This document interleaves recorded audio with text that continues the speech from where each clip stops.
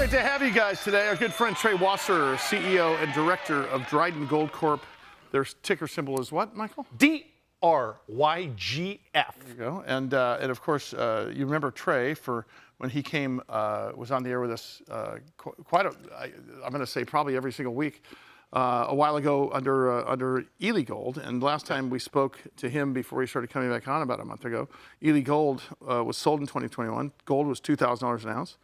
And now it's significantly higher than that. And here to talk about that and DryDen Gold, and then also the bizumentary that's going to be on gold. Awesome. This is insane. I want to spend a fair amount of time on that too, because the cast of guys he's bringing on is really, really notable in terms of infotainment as well as just about the gold business. Trey, what is going on in the precious metal markets again? Can you remind us again why we are seeing finally gold hit what it was promised to hit several times back in the year 2020, and now we're here? Well, for really the last year, you've started to see a lot more institutional buying. Gold's also been supported very well by central bank buying. And, we saw this really last year when the institutions and the U.S. banks especially started recommending bigger percentages and allocations of gold into clients' portfolios. So it's been well bid. It's had a little rough correction here recently, mostly liquidity driven. People selling gold to meet their margin calls on their short oil positions, I think. Well, yeah, I think so too. Yeah. DryDen is a relatively new exploration company that you founded in 2022. You were in the gold royalty business, which is top of the food chain in terms of the gold business, in my opinion, because you finance everything and you get a piece of everything. What made you want to start a new company after selling Ely? Yeah, good question. When I wake up at night, I often ask myself that question. But no, it's actually the property. This property came to my attention.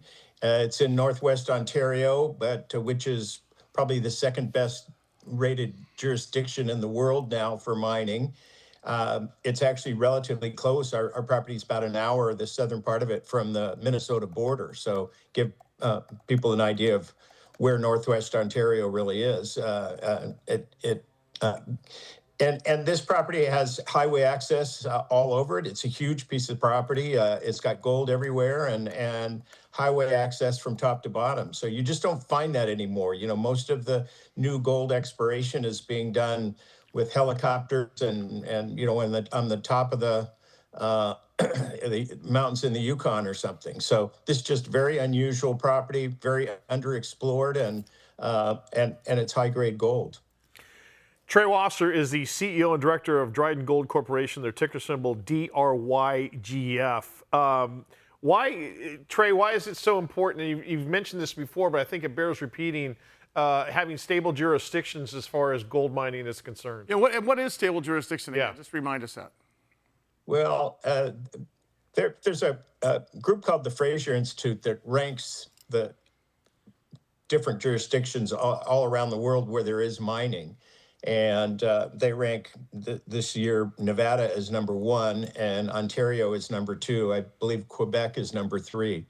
As I always say, the reasons you want to own gold if you're not in a safe jurisdiction, then those people, they want to own your gold too. So, right. Wow. Well, that seems pretty straightforward. Yeah, but they can't have it. Barrick Gold, one of the largest producers, they had their in Mali basically nationalized, taken away from them. It's their biggest mine, and it looks like they're working a deal to get it back, but it's quite a ransom to get it back. You had a release that came out yesterday that talked about the fact that you received a notice of top up right from Centerra Gold. Explain what that's all about and why that's such an important factor for DryDen.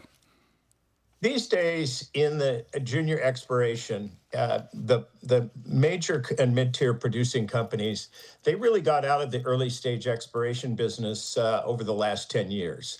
And so now they're finding that they don't have the better earlier stage projects, and people like myself have bought up those better properties, and the way that they are getting back in the business is by making strategic investment into companies where they like the property and the team, and they give us they own about 9%, 9.9%, and every time we issue shares to someone else, then they have the right to buy more shares to keep their percentage at 9.9%.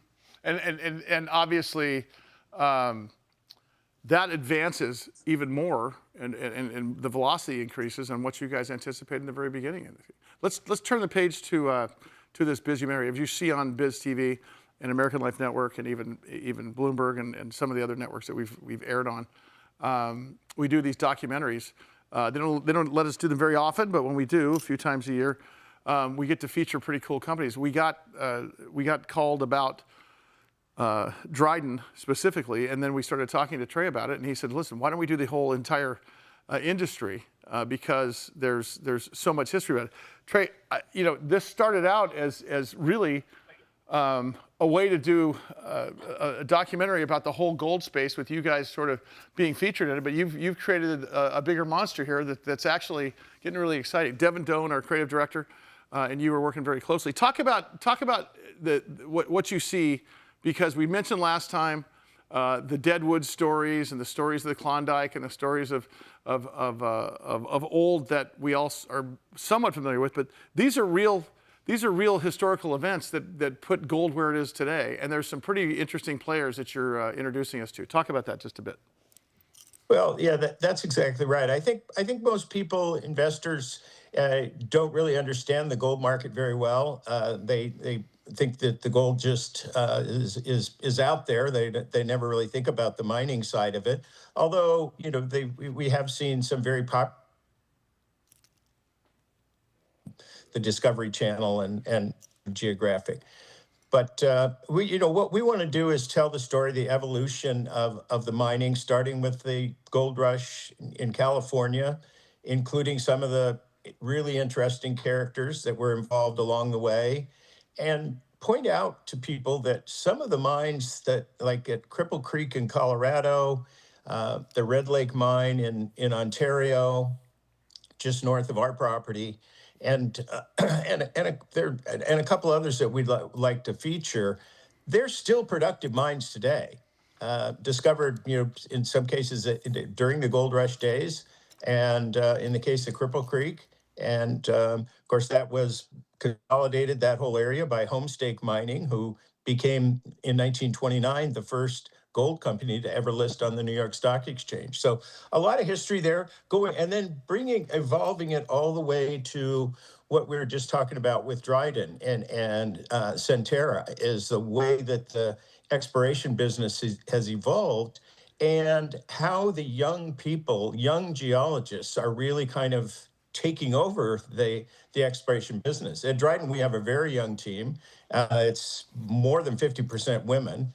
This is something we want to point out. We want to point out and appeal to a young audience with this Bizumentary that there's some pretty exciting potential work to go and get your geology degree, as opposed to and you pull the covers back on this, and then you pull the covers back on this industry, and it's nothing like most people think, right? Which is interesting. Which is why the gold royalty story is part of it. The mining is part of it. The fact that the education that you have to get into it to even start being successful is it's often overlooked. I mean, if you look at the education process of this thing, it rivals attorney, doctor, PhD at the same time, and you're looking at dirt you really don't know. With all that education, there's gambling. There's a little bit of a gamble.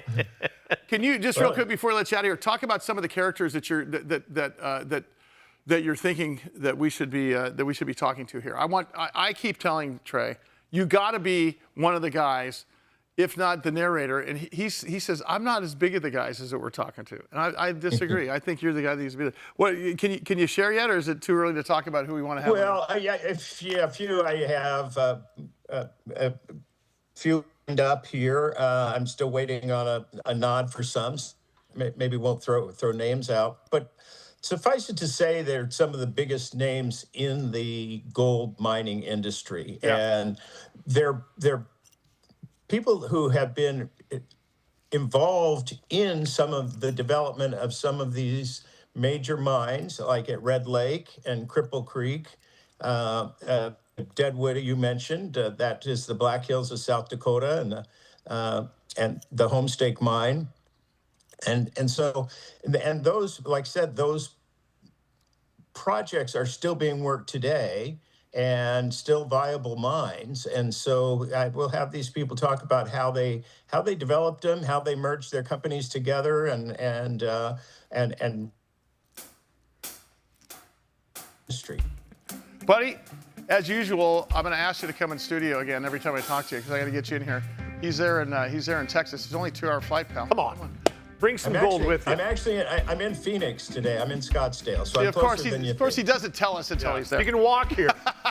Thanks, brother. Trey Wasser, CEO Director, DryDen Gold Corporation, DRYGF. That is the ticker symbol.